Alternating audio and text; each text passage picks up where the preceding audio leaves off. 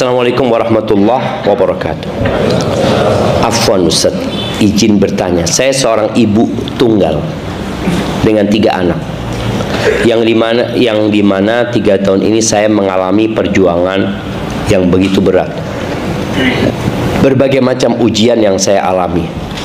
Tapi Ustaz, sejak full saya berjuang sendiri, ada kalanya saya suka tidak terima dengan kehidupan saya yang sekarang. Apalagi saya kalau lihat teman-teman saya dengan mempunyai keluarga yang enak dilihat, saya merasa sedih Ustaz. Apakah yang saya alami sekarang mungkin dari akibat dosa-dosa di masa lalu saya? Tapi saya selalu berdoa, saya ingin sekali membahagiakan ibu dan anak-anak saya. Yang kebetulan ibu saya yang udah sepuh dan sekarang tinggal dengan saya. Dan Ustaz, apakah saya pantas Ustaz yang pendosa ini berdoa minta sama Allah untuk mendapatkan jodoh yang saya inginkan, sedangkan bisa dibilang iman dan ketakwaan saya masih di ujung kuku? Dan bagaimana Ustaz menghilangkan rasa sakit di hati dengan ujian yang saya alami? Mungkin saya masih suka ada rasa iri, dengki dengan orang-orang yang saya lihat mereka baik-baik saja kehidupannya. Masya Allah jamaah ya. Iya. Yang pertama, Ana ingin menyampaikan kepada ibu yang bertanya ini, engkau nggak sendirian. Semua orang yang ada di sekitarmu juga memiliki ujian.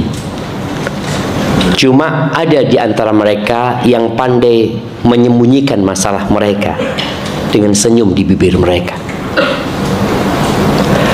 Ada orang-orang yang punya masalah, tapi kita melihat kayaknya bahagia dia. Mungkin kalau engkau letakkan telingamu di tembok rumah mereka, engkau akan dengar mereka juga punya masalah. Kenapa? Karena hidup ini adalah masalah.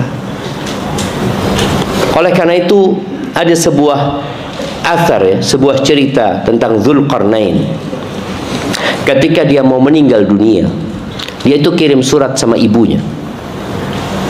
Dia tulis surat sama ibunya, dia mengatakan kepada ibunya, ini raja Dzulqarnain. Dia kata, "Ummah, engkau undang semua orang-orang sekampung. Engkau bikinkan makanan yang enak sekali. Lalu engkau nanti bacakan suratku kepada mereka." Sudah diundang orang-orang ini, dikasih makan yang enak. Tapi kan belum dipersilahkan sama tuan rumahnya. Lalu sang ibu mengatakan, "Aku dapat surat dari anakku, aku mau bacakan kepada kalian." Ternyata Dzulqarnain mengatakan, yang boleh makan hanya yang tidak punya masalah. Satu kampung nggak ada yang makan. Sahih, kita semua punya masalah gitu loh. Dan Allah sudah menakar kemampuan kita menghadapi masalah itu. Makanya kenapa bunuh diri tidak dibenarkan? Masa aku nggak mampu menghadapi ini, engkau mampu, tapi engkau nggak mau. Beda ya antara nggak mampu sama nggak mau. Kalau nggak mampu, nggak mungkin Allah kasih ujian itu. Allah itu Ar-Rahman Ar-Rahim. Dan Allah sudah membuat sebuah pernyataan, la yukallifullahu nafsan illa wus'aha. Allah sudah buat pernyataan itu. Lalu kita mengatakan, aku nggak mampu, engkau mampu. Dan kita ketahui bahwasanya tanda cinta Allah itu bukan kenyamanan dalam kehidupan, bukan keluasan dalam rizki, enggak. Bahkan kata Nabi alaihi salatu wassalam, idza ahabballahu 'abdan ibtala. Kalau Allah cinta sama hambanya, Allah kasih bala dia, coba. Maka lihatlah bala ini sebagai tanda cinta Allah. Kemudian tadi harta tidak menjadi ukuran. Lalu jangan memandang kepada yang di atasmu. Jangan pernah membandingkan dirimu sama orang lain. Ini juga para orang tua. Jangan pernah membandingkan anaknya dengan orang lain. Walau dengan anaknya sendiri. Kau lihat tuh kakakmu. Jangan. Kau lihat, Masya Allah tuh anaknya tetangga kayak gini. Jangan. Kenapa?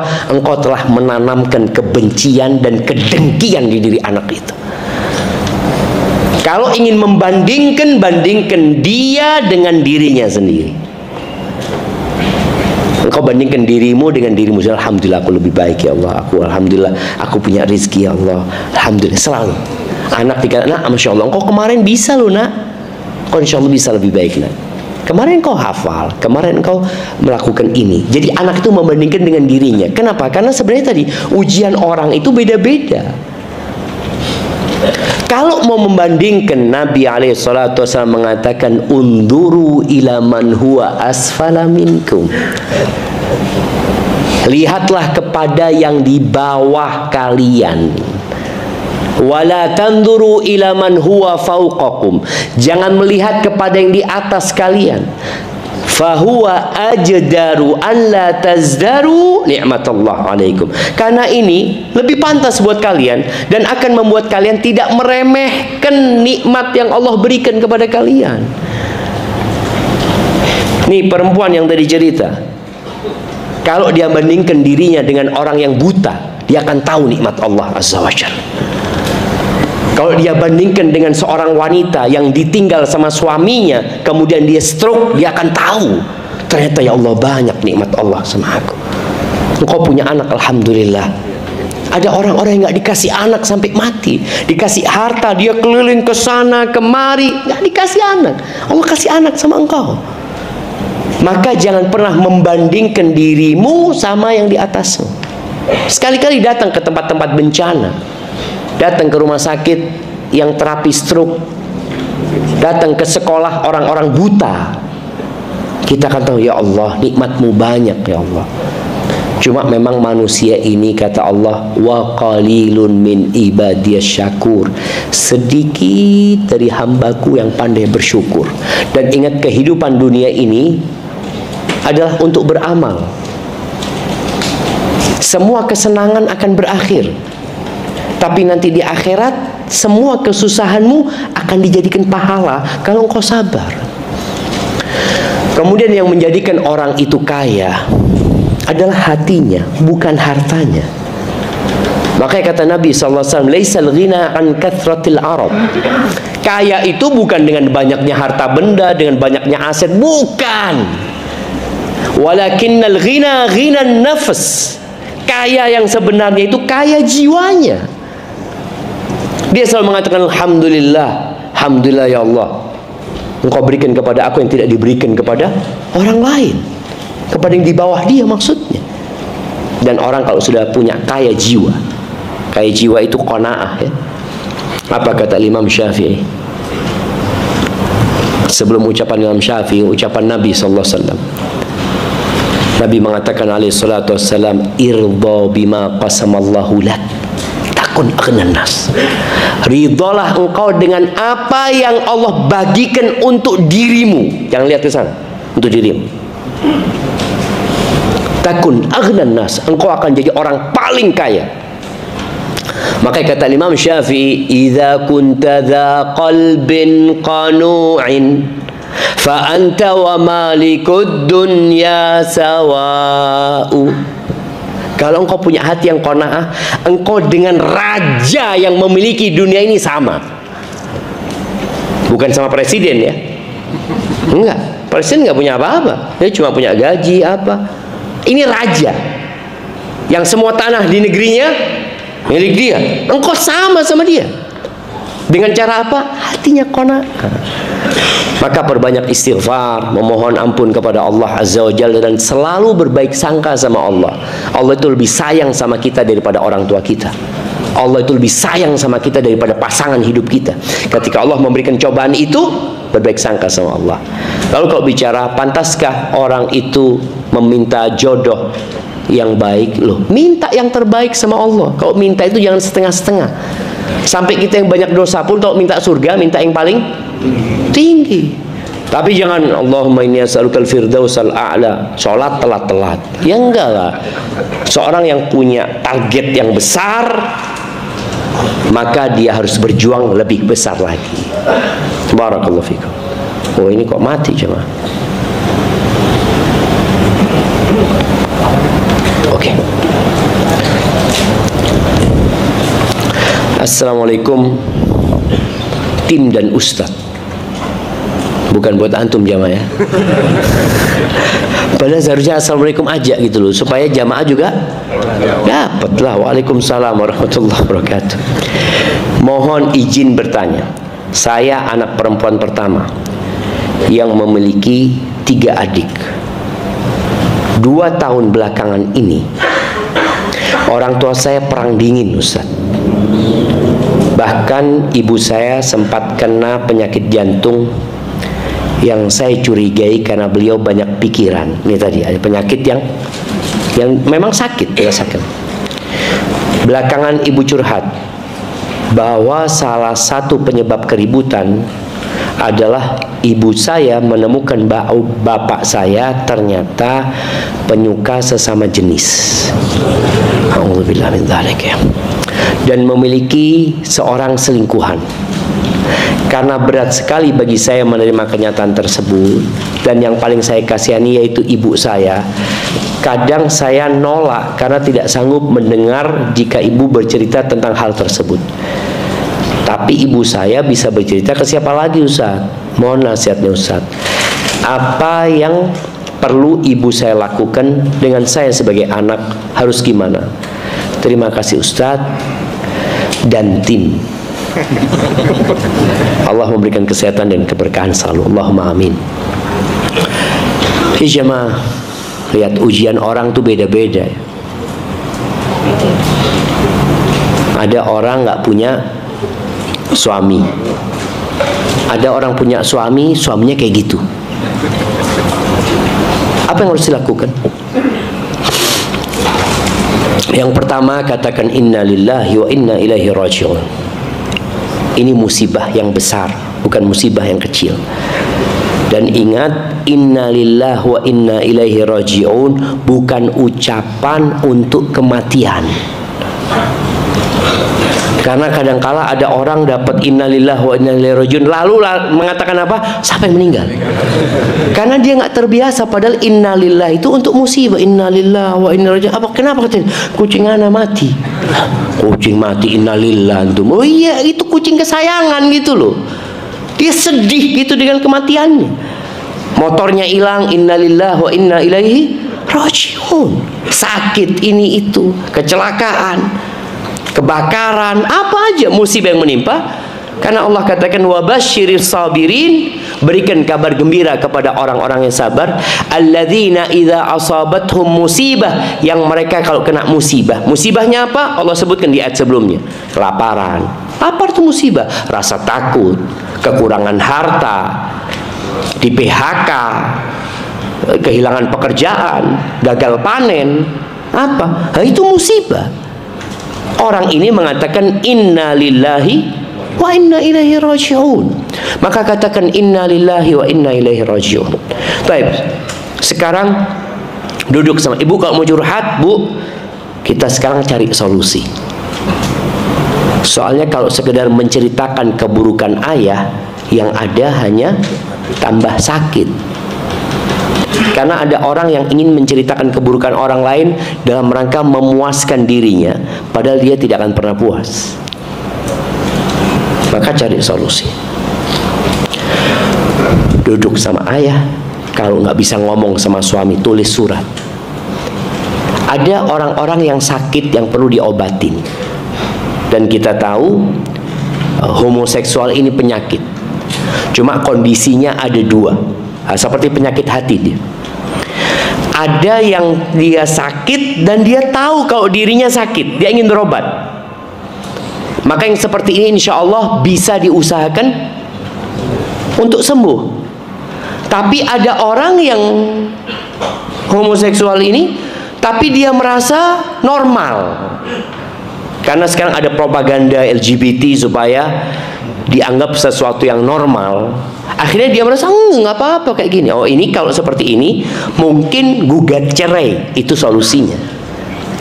Tapi apabila suami tahu, iya, tapi gimana aku? Alhamdulillah, berarti ada keinginan untuk berubah, bertobat.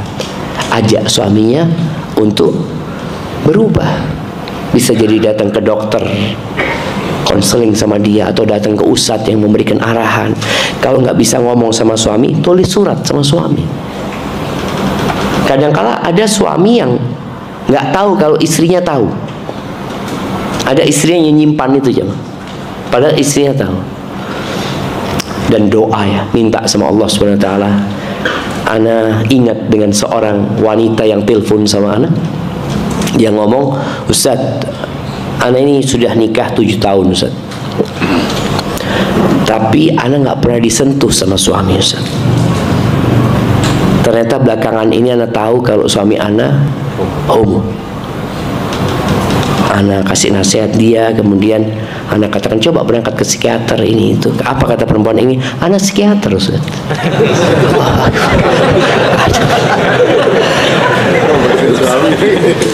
Cuma kadang-kadang ngobatin suami susah. Kenapa? Karena suami merasa pemimpin. Kan susahnya ngasih nasihat pemimpin itu kan, engkau siapa gitu loh. Itu sulit, tapi tetap kita berusaha. Namun ketika tidak mampu tadi perlu ada mediator. Jadi buat sang anak ini, tadi ketika ibu curhat, ibu kita cari solusi. Solusinya apa sekarang? Solusinya kita tanya sama ayah, ngobrol sama ayah, supaya ayah terus terang. Kalau memang ayah nggak mau terus terang, mungkin bisa pakai pihak ketiga, mediator. Dan ini aib ya, ini aib. Aib yang nggak perlu banyak orang tahu. Cukup ustadz itu aja umpamanya, atau kita tadi mediator itu orang yang bijak, yang bisa ngobrol sama suami, ngasih tahu suami. Jangan akhirnya kemana-mana ngobrol sama kawannya yang tidak akan memberikan solusi, hanya menambah sakit hati. Sambil terus didoakan ya. Barakallahu fikum.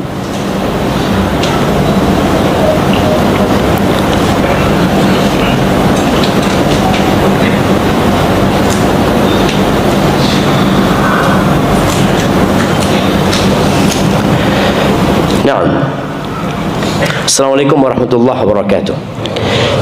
Waalaikumsalam warahmatullahi wabarakatuh. Izin bertanya Ustaz, bagaimana kita memahami dengan sepenuhnya tentang makna atau pengertian qalbu yang sebagian ulama mengartikan sebagai organ jantung, dan makna hati yang secara maknawi seperti bagian dari kita yang mempengaruhi sikap, perilaku dan perasaan kita. Sedangkan hati berbolak-balik dan kesehatan hati atau qalbu mempengaruhi jasad kita. Apakah jantung kita ini adalah organ yang mempengaruhi perasaan, sikap, perilaku, cinta, tawakal dan lain-lain? Syukran Ustaz. Iya betul. Cuma diterjemahkan bahasa Indonesianya hati, bukan jantung. Ya ini mungkin masalah terjemahan aja. Bahasa Inggrisnya apa? Al-qalbu. Heart. Heart itu apa? Jantung kan sebenarnya kan. Tapi heart diterjemahkan bahasa Indonesia apa? Hati juga gitulah. Padahal sebenarnya organ itu adalah jantung. Kalau bicara hati, hati itu liver kan? Ya, ya. Ini bukan liver. Ya wallahu a'lam dari kata apa ya kok bisa kemudian diterjemahkan jadinya hati. Kemudian kita terbiasa dengan nama hati itu. Jadi jantung inilah yang sebenarnya Allah katakan fis sudur, di dalam dada. Kalau liver itu di mana?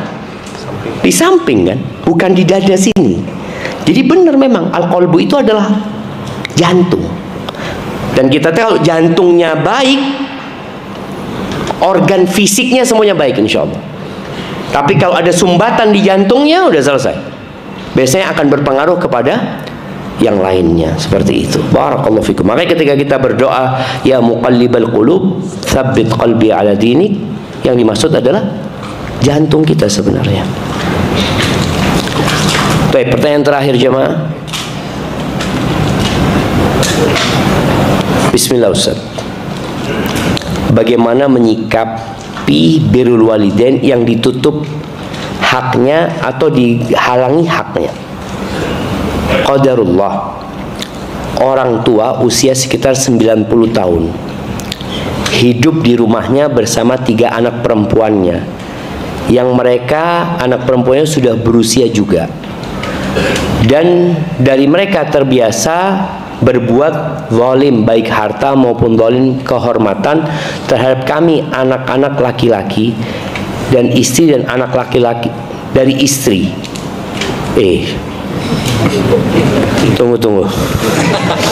Dan dari mereka terbiasa berbuat zalim baik harta maupun zalim kehormatan terhadap kami anak anak laki-laki dan istri dari anak laki-laki.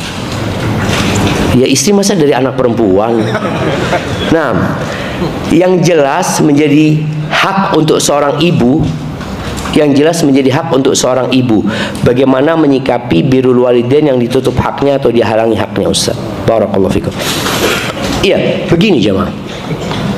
Sebagian kita itu punya orang tua yang zalim.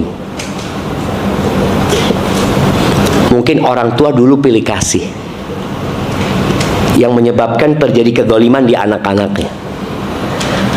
Tapi ketahuilah, kita itu wajib berbakti kepada orang tua, walaupun orang tua kita itu zalim, walaupun orang tua kita itu fasik, walaupun orang tua kita itu kafir, walaupun orang tua kita menyuruh kepada kekufuran.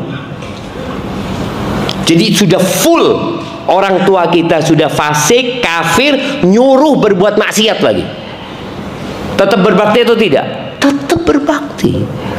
Allah katakan, wa in jahadaka ala an tusyrika bi ma laysa laka bihi ilmun fala tuti'huma. Kalau kedua orang tuamu memaksamu melakukan kesyirikan, jangan taat. Jangan taat. Tapi tetap berbakti. Wa sahibhuma fid dunya ma'rufa, dampingi keduanya di dunia dengan cara yang baik. Nah, sekarang nih anak nggak bisa berbakti sama bapaknya karena dihalangi oleh perempuan-perempuan itu. Apa yang harus dilakukan? Boleh jadi mereka khawatir engkau mempertanyakan masalah harta waris. Maka sampaikan kepada mereka, udah, antum nggak usah ribut dengan harta waris. Antum katakan kepada kakak-kakak perempuan, udah, aku nggak ngurusin itu. Aku cuma ingin berbakti sama orang tua. Datang sama orang tua, ngobrol sama bapak. Pak, gimana urusan warisan, Pak? Jangan. Antum ini katanya mau berbakti, tapi masih memikirkan urusan warisan, karena bapaknya masih hidup kan? Jangan. Sudah, antum benar-benar mencari surga, dan itu pintu surga antum. Tapi kalau ternyata dihalangi dan nggak bisa, ya udah, antum berusaha berbakti sama orang tua itu. Kadang-kadang nggak harus ketemu, tapi mendoakan. Antum kirimkan sesuatu buat orang tua. Antum juga berusaha memperbaiki hubungan dengan kakak-kakak mungkin tadi yang zalim umpamanya. Antum perbaiki hubungan dengan mereka. Karena jamaah, menghadapi setan itu nggak bisa dengan kebaikan. Karena setan itu dari asalnya sudah buruk. Maka kita disuruh a'udzubillahi minasyaitonirrajim. Tapi kalau menghadapi manusia yang menjahati kita, apa kata Allah? Idfa billati hiya ahsan. Balaslah keburukan itu dengan yang lebih baik dari kita. Fa idzal ladzi bainaka wa bainahu adawatun ka'annahu waliyyun hamim. Permusuhan yang ada nanti bisa jadi hilang jemaah. Bisa jadi persahabatan yang sangat dekat sekali.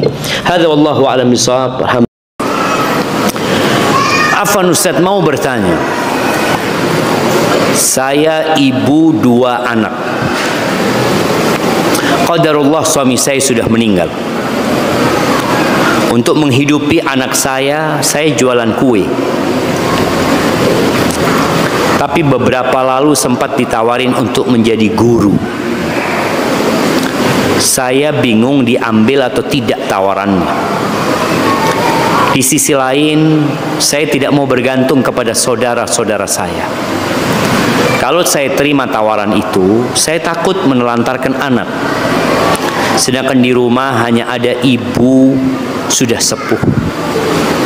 Apa yang saya lakukan? Apa saya termasuk orang yang mengkhawatirkan masa depan dan tidak percaya rezeki Allah? Jazakallahu khair. Ahibati fillah, anak-anak yatim, siapa seharusnya yang memperhatikan? Pamannya. Keumuman umat Islam harus perhatian. Tapi paman itu punya kewajiban khusus. Karena dia punya kewajiban silaturahim. Silaturahim itu bukan berkunjung. Makna silaturahim itu adalah al-ihsan ilal aqarib. Berbuat baik kepada kerabat. Jadi tolong diperhatikan tuh. Janda-janda yang punya anak, yang ternyata engkau pamannya anak tersebut, tapi sekarang orang hidup nafsi-nafsi. Engkau akan ditanya ketika engkau melantarkan anak yatim. Dan di antara sifat orang yang mencari dunia, Allah mengatakan balla tukrimunal yatim. Kalian gak menghormati anak yatim. Itu tanda orang-orang yang ambisinya dunia. Tapi orang yang ambisinya akhirat, dia ingat dengan hadis Nabi SAW, ana wa kafilul yatim kahatain. Aku bersama orang yang merawat anak yatim seperti ini kelak pada hari kiamat. Itu yang cari akhirat. Kembali kepada pertanyaan ini, apa yang harus dilakukan seorang ibu? Ya, kau bekerja dalam rangka memberikan nafkah kepada anak-anak dan ibumu, engkau fisabilillah. Kalau engkau ada pekerjaan yang bisa menggabungkan mencari nafkah dan tetap merawat anak-anak, itu yang harusnya engkau kerjakan. Tapi kalau engkau bekerja kemudian melantarkan anak-anak, maka tidak. Pilihan menjadi guru kalau akhirnya melantarkan anak-anak, maka kau tolak seharusnya. Dan pintu rizki itu bukan hanya bekerja. Di antara pintu rizki yang sering kita lupakan adalah istighfar. Bagaimana Nabi Nuh mengatakan kepada kaumnya, faqultu astaghfiru rabbakum innahu kana ghaffara yursilis samaa 'alaikum midrara wa yumdidkum bi amwalin wa banin wa yaj'al lakum jannatin wa yaj'al lakum anhara. Istighfar. Maka duduklah engkau. Bagaimana ada cerita 3 orang alim ini yang mereka sudah kehabisan, mereka penuntut ilmu yang kehabisan nafkah untuk hidup. Karena mereka udah gantian kita, ada yang belajar, ada yang satu cari nafkah lah seperti itu. Ya sudahlah, akhirnya satu kebetulan waktu dia sholat minta sama Allah, Allah kirimkan orang yang ngirimkan rizki kepada dia. Maka bertawakallah kepada Allah.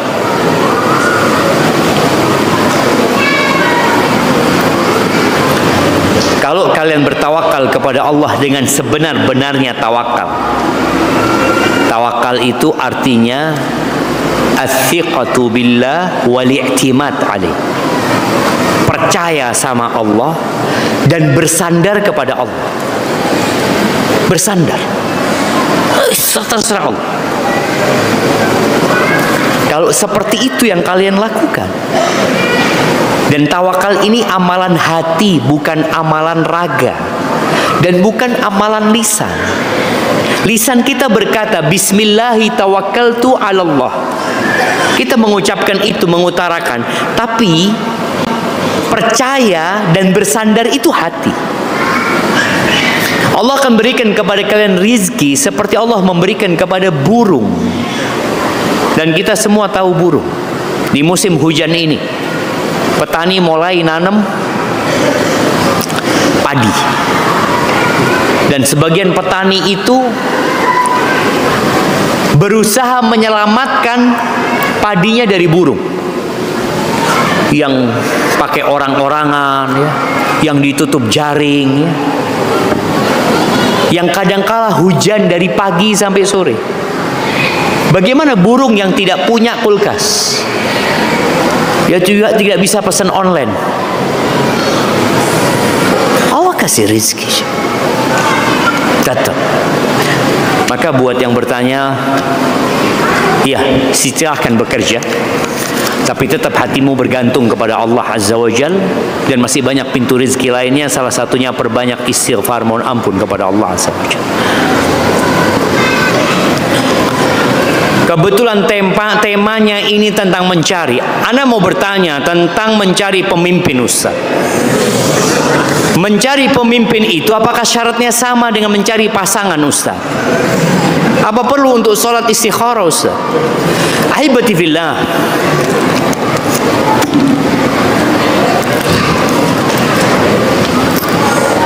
kalau bicara mencari pemimpin, dua syarat. Inna khaira man ista'jarta al-qawiyul amin. Jangan bicara pemimpin di Bondowoso, jangan bicara pemimpin di Jawa Timur, jangan bicara pemimpin di Indonesia. Pegawai yang antum mau jadikan dia pekerja, itu sebaik-baiknya yang antum jadikan adalah al-qawiyyu al-amin, yang kuat dan amanah. Itu yang dicari.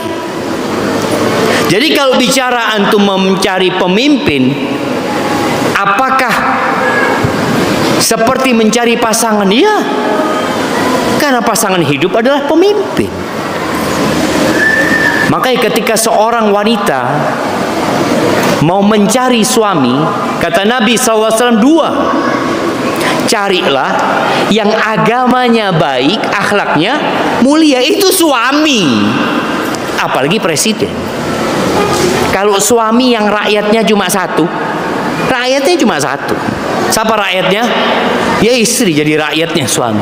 Ini syaratnya harus akhlaknya baik dan agamanya baik. Kalau bicara agama baik itu ada minimal sholat yang 5 waktu, puasa di bulan Ramadan. Jadi yang wajib-wajib dia kerjakan, yang haram dia tinggalkan. Itu batasan minimal jadi suami. Bagaimana kalau dia jadi pemimpin? Apakah perlu istikharah? Ketika antum nggak tahu mana yang baik, di sini istikharah. Tapi kalau ternyata cuma satu yang baik, umpamanya yang melamar antum cuma satu, dan ini orang soleh, dan antum sudah tanya kemana-mana, yang nggak harus istikharah. Tapi antum mau istikharah, silahkan. Karena istikharah itu bukan kewajiban, tapi anjuran. Barakallahu fikum.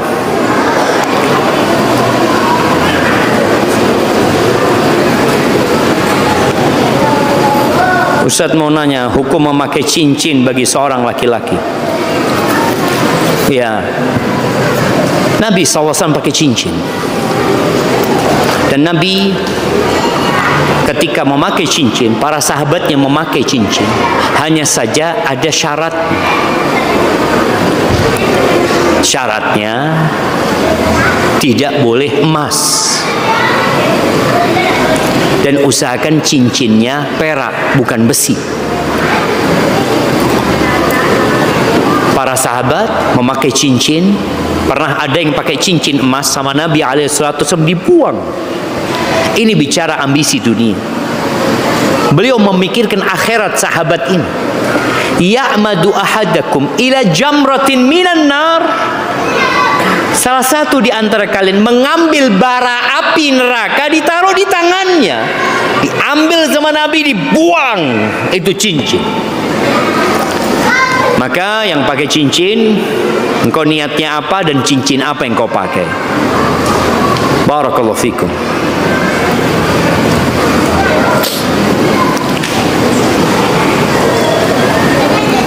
Ustadz, afan hukum merantau ke negara yang mayoritas orang kafir, seperti negara Jepang, tapi diniatkan untuk mencari nafkah dan berdakwah. Ya, ahibati fillah, para ulama berbicara tentang hukum safar ke negeri kafir. Hukum asalnya nggak boleh. Hukum asalnya tidak boleh. Tapi diperbolehkan dengan beberapa syarat. Seperti ketika dia berangkat untuk berdagang ke sana. Tapi jangan sampai mengorbankan agama dia. Kalau ternyata di tempat itu dia tidak dapat melaksanakan sholat, dia tidak dapat menegakkan agama Allah di sana, maka engkau pulang. Kalau ternyata resiko engkau berada di sana, imanmu akan tergerus sedikit demi sedikit, engkau pulang. Kalau niatnya berdakwah sama, engkau berdakwah ke sana melihat fitnah yang begitu besarnya, bukan engkau yang berdakwah, engkau didakwain nantinya di sana. Maka perlu diperhatikan syarat-syarat dan ketentuannya.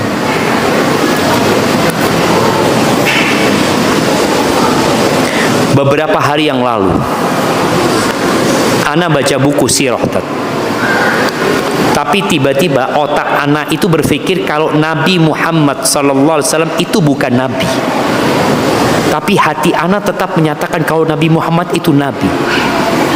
Bagaimana itu Ustaz? Sallallahu alaihi wasallam. Naam jemaah. Syaitan itu tidak pernah berhenti menyesatkan manusia.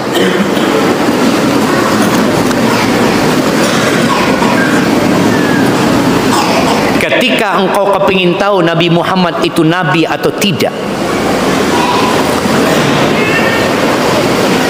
maka engkau lihat tanda-tanda kenabian beliau. Salah satunya Al-Quran. Allah mengatakan, Qul in kuntum fi raibin mimma nazzalna ala abdina fa'tu bi suratin min mithli wad'u syuhada'akum min dunillah in kuntum sadiqin. Kalau kalian ragu dengan apa yang kami turunkan kepada hamba kami, Nabi ini, ragu kalian bahwa beliau itu Nabi utusan Allah, Allah turunkan Al-Quran kepadanya, datangkan satu surat seperti yang kami turunkan. Dan terbukti dari sejak Nabi utus sampai hari ini, nggak ada yang bisa mendatangkan. Itu membuktikan beliau adalah utusan Allah Azza wa Jalla. Kemudian ketika antum ada keraguan tadi datang ke Ustaz, Ustaz, anak ketika baca poin ini kok ada keraguan Ustaz? Datang supaya syubhat itu dihilangkan. Karena terus terang ada seorang ibu yang telepon ana, dia mengatakan, Ustaz, anak ana ini kuliah di perguruan tinggi Islam Ustaz di Indonesia, kok sekarang dia nggak percaya bahwa Nabi Muhammad adalah Nabi alaihi salatu wassalam. Ada syubhat yang menimpa dia dan ada bisikan syaitan. Maka baca a'udzubillahi minasyaitonir rajim.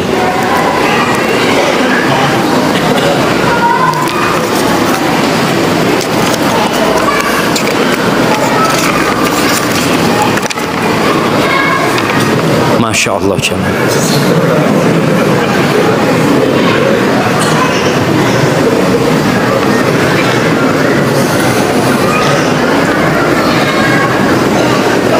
Nah, saya sudah belajar puasa Senin Kamis, kurang lebih sudah berjalan 6 tahunan. Tapi akhir-akhir ini puasa sunnah anak terkadang jebol. Karena terkadang di hari Senin Kamis istri terlihat lebih cantik dari hari-hari lainnya. Yang terkadang istri suka menggoda. Pada akhirnya puasa saya batal.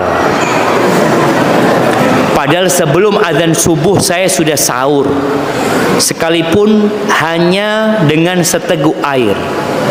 Pertanyaannya, apakah saya tetap mendapatkan pahala puasa sunnah saya Ustaz? Sekalipun puasa sunnah saya sering batal dengan alasan yang sama. Dan apakah saya harus izin kepada istri untuk puasa sunnah? Kebalik ini jemaah. Antum seharusnya puasa sunnah sama istri, bukan minta izin sama istri. Tapi memang jemaah, yang puasa sunnah itu amiru nafsi. Dia itu pemimpin buat dirinya. Kalau dia mau lanjutkan puasanya, dia lanjutkan. Dia mau batalkan, dia batalkan. Boleh orang yang puasa sunnah seperti itu.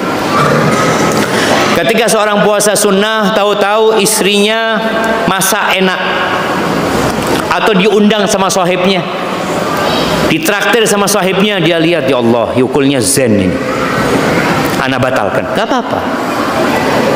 Karena orang yang puasa sunnah itu dia amiru nafsih, sebagaimana disebutkan dalam sebuah athar, ya. Dia bebas.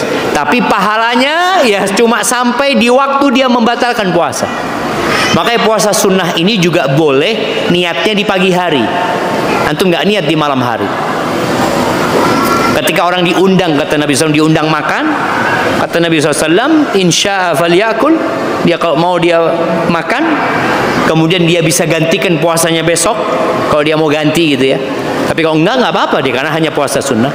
Tapi kalau dia nggak mau membatalkan, ya nggak apa-apa. Dia mendoakan yang mengundang dia. Jadi intinya, ketika antum berpuasa sunnah, ini tugas suami. Jangan hanya mau selamat sendirian. Antum juga bagaimana menyelamatkan istri antum.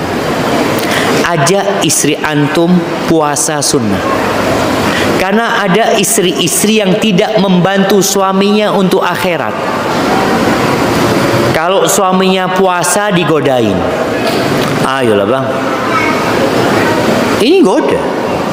Seharusnya dia mendukung suaminya, bahkan dia menyediakan sahur buat suaminya, bahkan barengin suaminya puasa sunnah. Ini malah menggoda.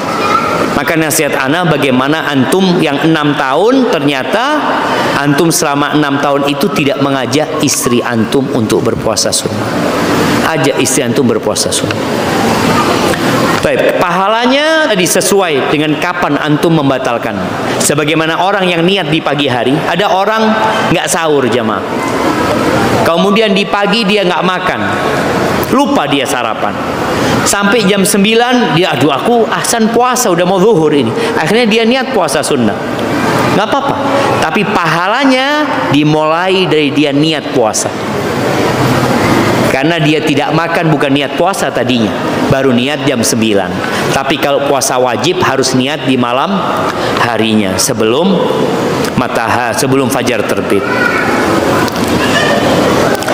Saya di tempat kerja hampir setiap hari mendengar teman kerja yang membicarakan rekan kantor lain, membicarakan orang yang tidak saya kenal dan sering kali berbisik-bisik di depan saya.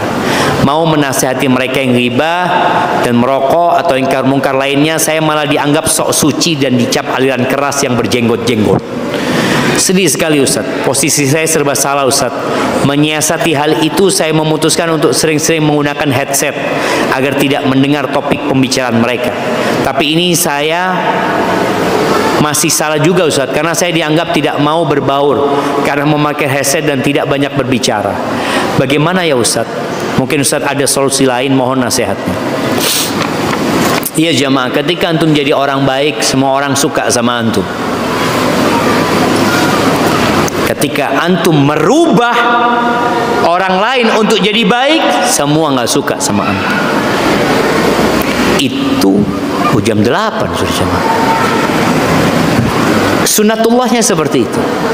Bagaimana Nabi kita Muhammad alaihi salatu wasallam 40 tahun beliau hidup di Mekah bersama orang-orang kafir Quraisy, dan semua orang kafir mengacungkan 2 jempol kepada Nabi sallallahu alaihi wasallam.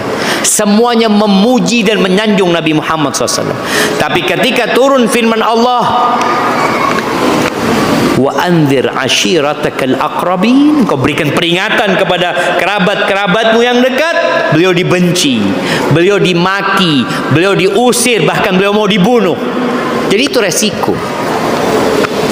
Antum kalau hanya dikatakan seperti ini aman, Nabi dikatakan majnun, Nabi disebut penyihir, Nabi disebut penyair, Nabi disebut dukun. Maka antum sabar. Antum ketika dikatakan nggak berbaur, berbaur salah karena memberikan nasihat, tidak berbaur salah, antum cari keridhaan Allah Subhanahu wa taala. Ketika mereka ngobrol, sampaikan terus terang, afwan, ana bukan tidak mau berbaur. Kalau yang antum bicarakan mendatangkan manfaat buat kita dunia akhirat, ana duduk. Tapi kalau berbahaya buat akhirat, ana minta maaf. Antum sekali tanya, apa manfaat antum berbicara tadi buat dunia dan buat akhirat? Nggak ada. Yang ada pahala antum akan hilang. Dan mendengarkan headset, ya kita menghindari kemungkaran, nggak ada masalah yang seperti itu. Tapi kalau antum bisa meninggalkan tempat itu, antum tinggalkan tempat itu. Iya. Hukum menjaga jarak dengan teman karena sering membicarakan aib orang, tidak berbicara kecuali yang penting, tapi di hati tidak ada niatan untuk memutuskan pertemanan, tapi malah dianggap mau soker. Apa soccer jemaah? Nggak bertergus apa ya? Gimana hukumnya Ustaz? Tadi mungkin seperti yang Anda sampaikan, antum perlu menjaga diri. Kita berteman milih-milih, iya nggak semuanya kita temanin. Kita milih-milih, ke dokter aja kita milih-milih. Berteman pun kita disuruh milih sama Nabi alaihissalam. Barakallahu fikum. Semoga bermanfaat dan bukankah kita diperintahkan untuk punya banyak anak? Punya anak banyak? Iya jemaah. Bismillah antum. Niatkan punya anak 20. Walaupun lahir cuma 7, Ustaz, alhamdulillah, tapi kan pahala niat sudah dapat jemaah. Di Jember itu ada satu orang kepingin punya anak 40 jemaah. Dia nikah beberapa wanita dia nikah ya. Kalau nggak punya anak dia ceraikan karena memang dia nikah kepingin punya anak ya. Sampai anaknya kalau nggak salah 32. Tapi bapaknya mati, nggak sampai 40. Itu rezekinya cuma 32 aja. Antum paling nggak separuhnya aja.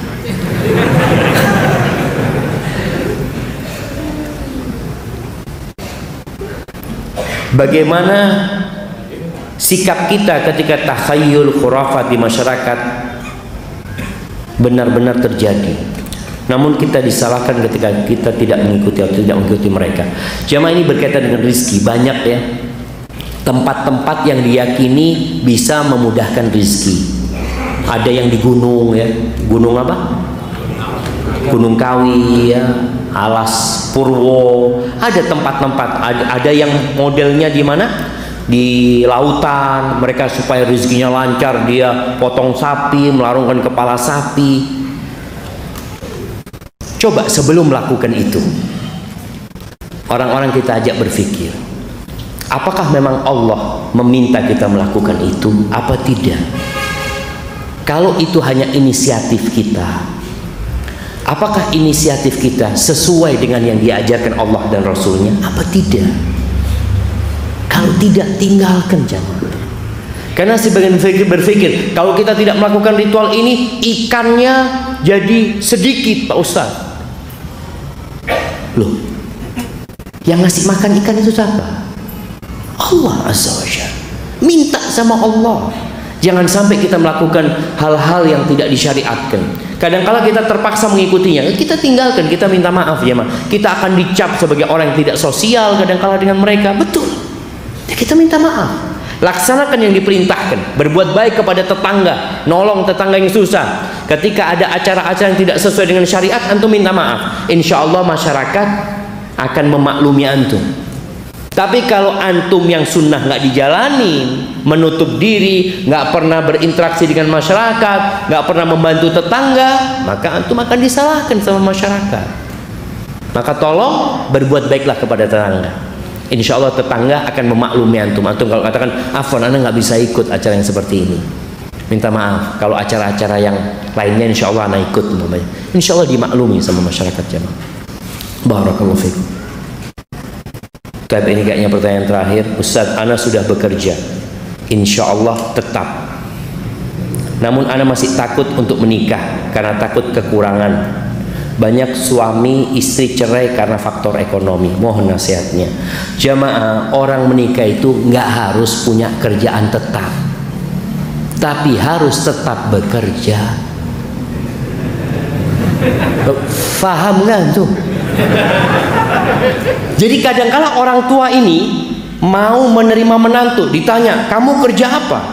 Kalau kerjanya dia mengatakan, anak kerjanya serabutan. Waduh, repot ini anakku kalau dapat ini. Enggak. Boleh jadi yang punya pekerjaan tetap di PHK.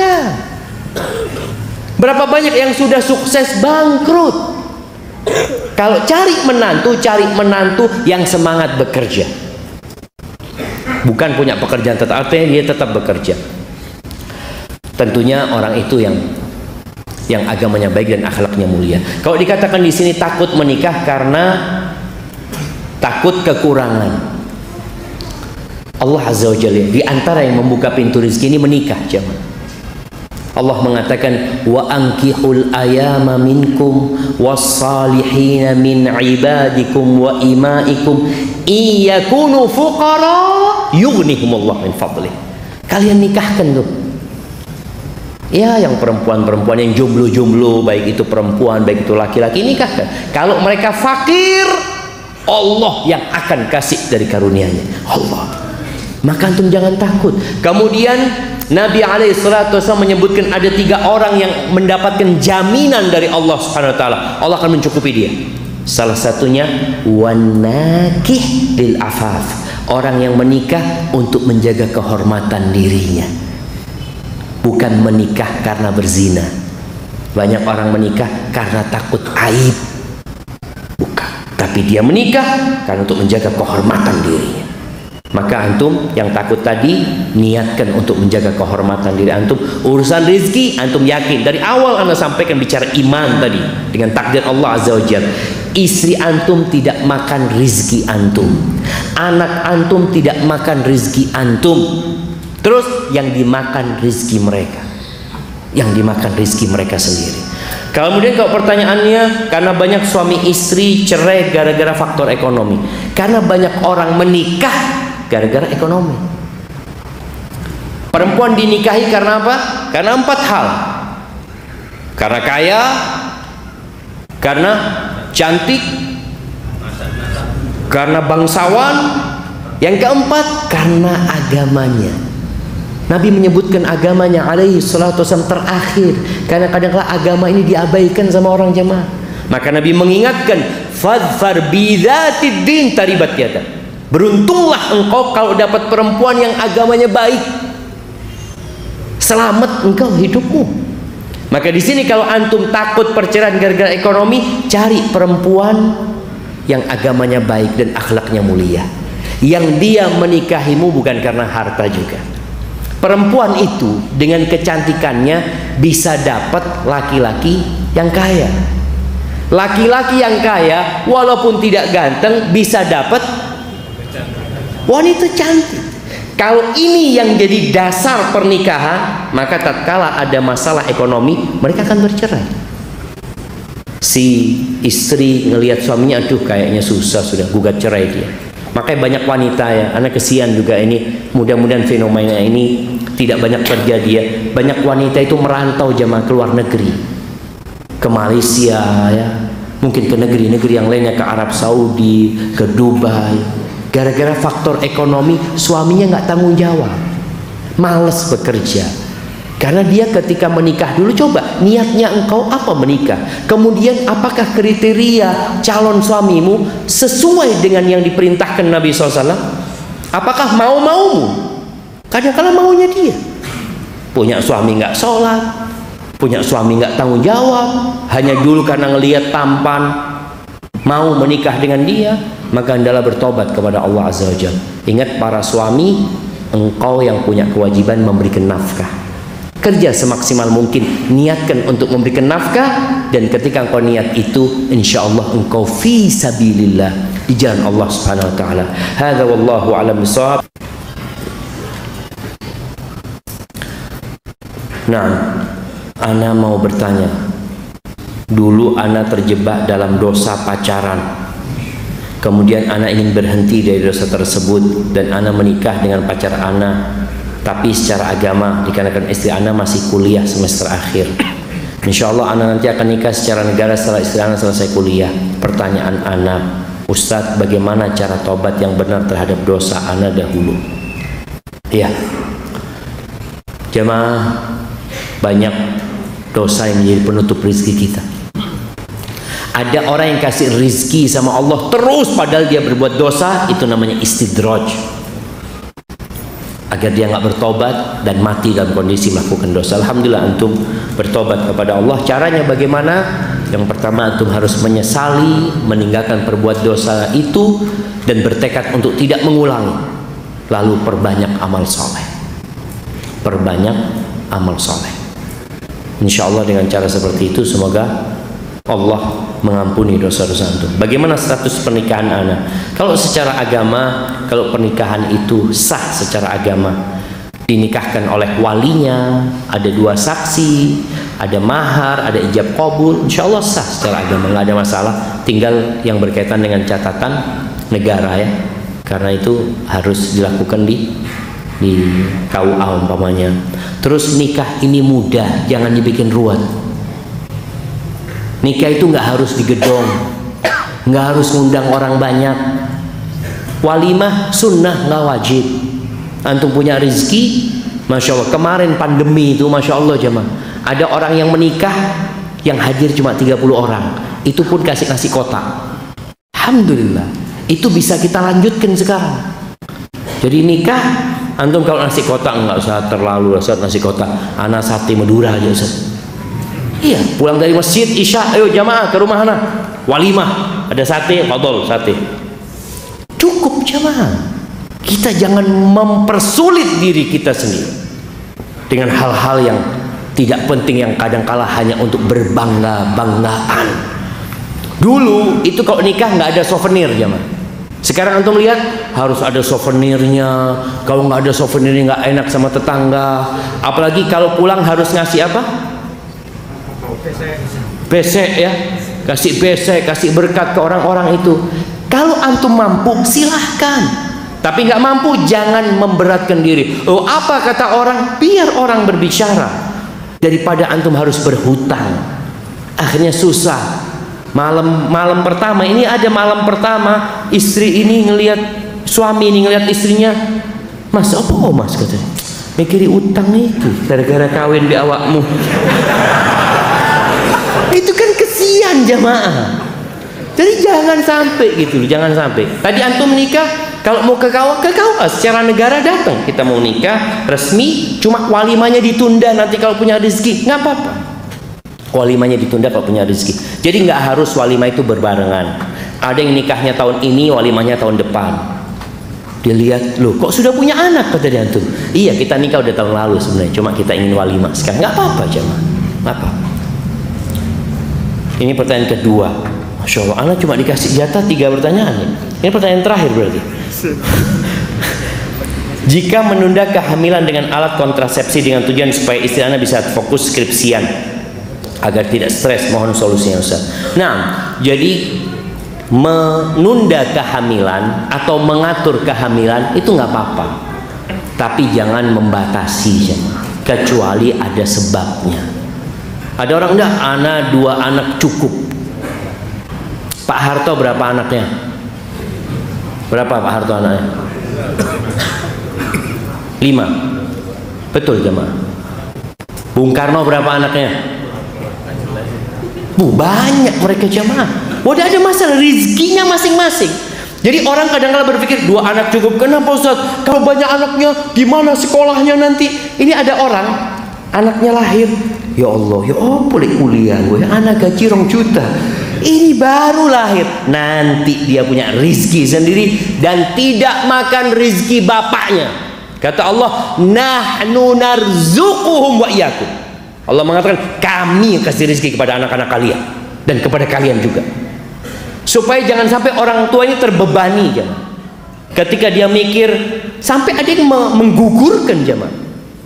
Ketika ya Allah Ustaz, anak belum siap punya anak Ustaz. Kenapa? Anak masih ngontrak rumah Ustaz.